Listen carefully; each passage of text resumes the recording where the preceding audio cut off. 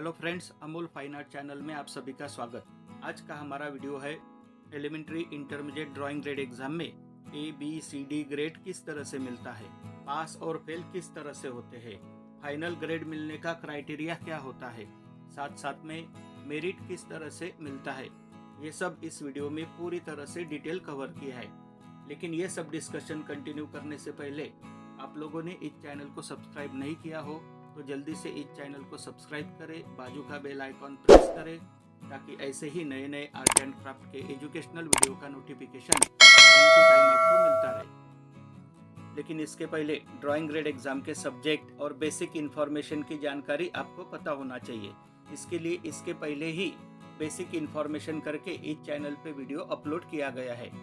Elementary intermediate exam basic information, ये video का link description box में दिया है। साथ साथ में आप स्क्रीन पे भी वो लिंक ऊपर की तरफ देख सकते हो, उसे क्लिक करके आप वीडियो देख सकते हो।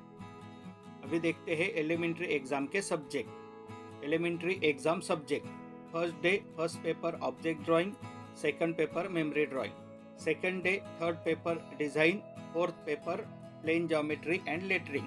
प्लेन ज्योमेट्री एंड लेटरिंग का पेपर आपको आंसर पेपर के दोनों ओर सॉल्व करना होता है, यानी कि पेपर के एक साइड में आपको प्लेन ज्योमेट्री सॉल्व करना होता है, पेपर के बैक साइड में आपको लेटरिंग करना होता है। अभी देखेंगे इंटरमीडिएट एग्जाम के subject. Intermediate exam subject: first day first paper still life, second paper memory drawing, second day third paper design, fourth paper plane geometry solid geometry and lettering. Paper number 4 यानी कि geometry का paper आपको answer paper के दोनों ओर solve करना होता है। Paper के एक साइड में आपको प्लेन ज्योमेट्री सॉल्व करनी होती है, बैक साइड में आपको सॉलिड ज्योमेट्री और लेटरिंग करना होता है। आगे देखते हैं स्टूडेंट को पास क्लास किस तरह से मिलता है और पास और फेल का क्राइटेरिया क्या होता है। एलिमेंट्री इंटरमीडिएट एग्जाम में C ग्रेड में पास होने के लिए स्टूडेंट को कम से कम कोई भी 3 सब्जेक्ट में पास होना जरूरी होता है। मतलब 3 सब्जेक्ट में कम से कम C ग्रेड मिलना चाहिए, तभी वो पास क्लास में जा सकता है। Student must pass in any 3 subjects of elementary and intermediate exam to get C grade. अभी आप स्क्रीन पे एक चार्ट देख रहे हो। उस चार्ट में paper first still life, 2 number के कॉलम में मेमोरी ड्राइंग, 3 नंबर कॉलम में डिजाइन, 4 नंबर कॉलम में लेटरिंग ज्योमेट्री और 5 नंबर कॉलम में ग्रेड लिखा है, यानी कि फाइनल रिजल्ट 5 नंबर में होता है। अभी आप नीचे रिजल्ट देखो। स्टिल लाइफ में D ग्रेड, मेमोरी ड्राइंग में C ग्रेड, डिजाइन में C ग्रेड, ज्योमेट्री में A ग्रेड, फाइनल रिजल्ट हुआ उसका पास क्लास मतलब PC।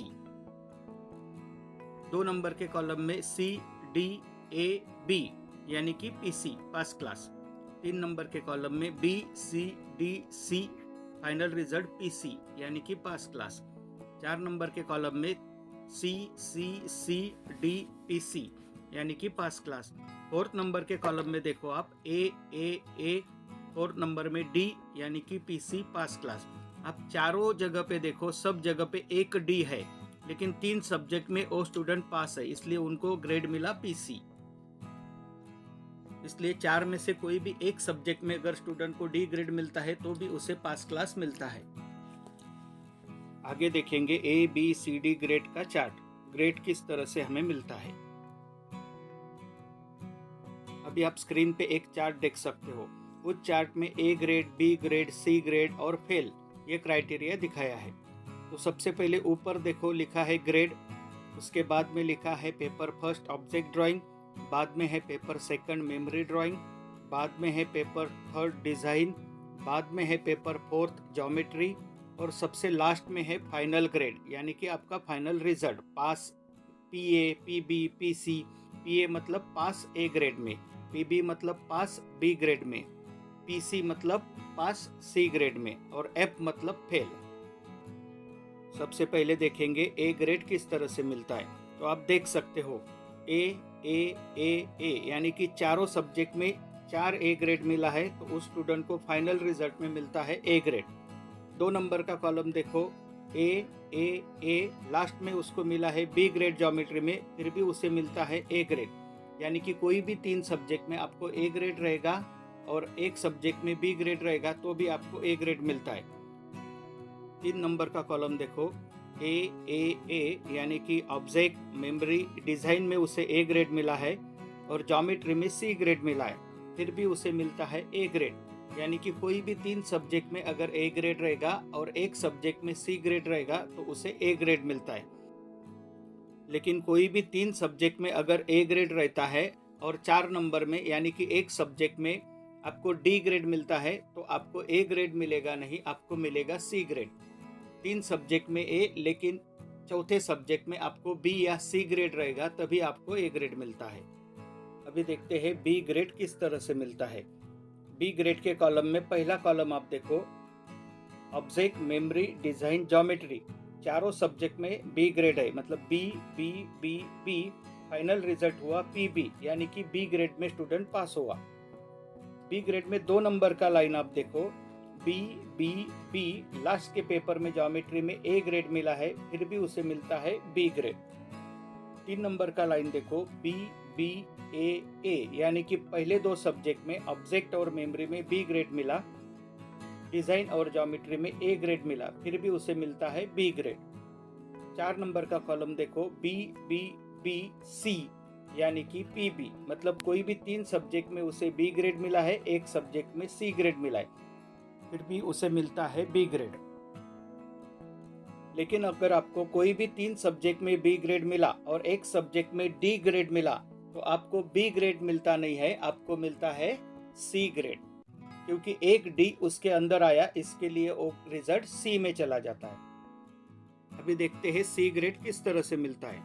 तो पहला paper object memory design geometry, C C C C P C, मतलब चारों सब्जेक्ट में उसको सी ग्रेड है, उसका फाइनल रिजल्ट हुआ सी ग्रेड। 2 नंबर का लाइन देखे, सी सी सी बी, फिर भी उसका रिजल्ट हुआ पी सी, यानी कि पास क्लास सी ग्रेड। 3 नंबर का लाइन देखिए, सी सी सी ए, यानी कि फाइनल रिजल्ट हुआ पी सी। 4 नंबर का लाइन देखिए, सी सी बी ए, यानी कि उसका फाइनल रिजल्ट हुआ पी सी। 5 नंबर का लाइन देखिए, ए, लास्ट में है डी, यानी कि उसका रिजल्ट हुआ पी सी। 6वें नंबर का लाइन देखिए, बी बी बी, लास्ट में उसे मिला डी ग्रेड, इसके लिए उसका रिजल्ट हुआ पी सी। लास्ट में देखिए सी सी सी डी, उसका रिजल्ट हुआ पी सी। मैंने इसके पहले भी कहा, अगर आपको कोई भी 3 सब्जेक्ट में ए ग्रेड मिलता है और आपको एक सब्जेक्ट में डी ग्रेड मिलता है तो आपका रिजल्ट होता है सी ग्रेड, आपको ए ग्रेड नहीं मिलेगा। लेकिन आपको कोई भी 3 सब्जेक्ट में अगर ए ग्रेड मिलता है और चौथे सब्जेक्ट में आपको सी ग्रेड मिलता है तो आपको मिलता है ए ग्रेड। अभी देखेंगे फेल का क्राइटेरिया। पहले सब्जेक्ट में सी, बाद में डी डी डी, फेल। दूसरे लाइन में देखिए A B D D, fail, यानी कि कोई भी 2 सब्जेक्ट में अगर आपको डी ग्रेड मिलता है तो भी आप फेल होते हो।